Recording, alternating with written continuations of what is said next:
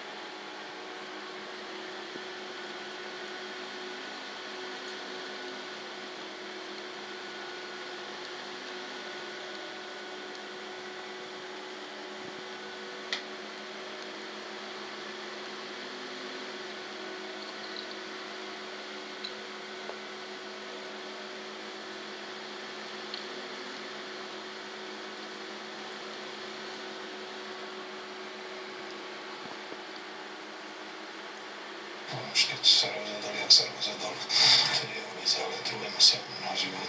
Spaláriková Denisa Cibulka, televízia Markiza.